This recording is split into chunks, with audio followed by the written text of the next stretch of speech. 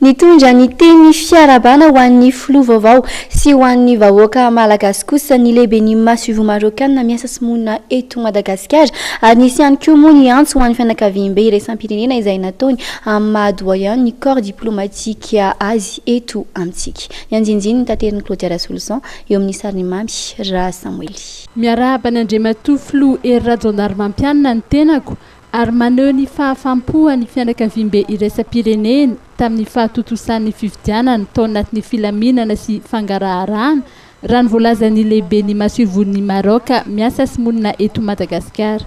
D'abord, permettez-moi, en tant et en ma qualité de doyen du corps diplomatique, de féliciter Son Excellence Monsieur le Président pour son élection et exprimer la satisfaction de la communauté internationale de ces élections qui ont eu lieu dans un esprit de sérénité, de quiétude, de transparence. Nosoritany farany fa ny fifidianana izay nisy teto Madagasikara dia namarana ny krizy izay naharitra 5 taona. Ny fanantenana raha ny voalazany dia ny mba hifantoka tokoa amin'ny olana izay tena manahirana ny vahoaka malagasy ny fitondrana vaovao. Miarahaba ny vahoaka malagasy ihany koa ity lehiben'ny Masivon'ny Maroc ity izay nanatanteraka ny adidiny tao anatin'ny fahendrena raha ny voalazany.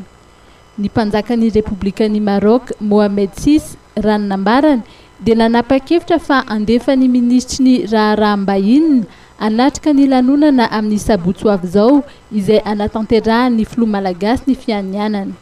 Ny antso ny fianakaviam-be iraisam-pirenena ihany koa ny tenany mba hiverenan'ireo fanampiana, fampiasam-bola ary ny tolo-tanana samihafa ahafahan'ny firenena malagasy hamadika pejy vaovao ho famaranana ny crise. Et je lance par la même occasion un appel à toute la communauté internationale pour que les investissements, les aides et les dons reprennent très rapidement pour aider Madagascar à tourner définitivement la page de la crise. Ny fanjakana marokana dia vonina trano ny hiara-iasa amin'ny firenena malagasy raha ny voalazany ary efa maro ireo sosi-kevitra mahakasika tetikasa samihafa afaka iarahana noho ny volavolaina raha ny voalazan'ny lehiben'ny Masivon'ny Maroc miasa sy monina eto Madagasikara.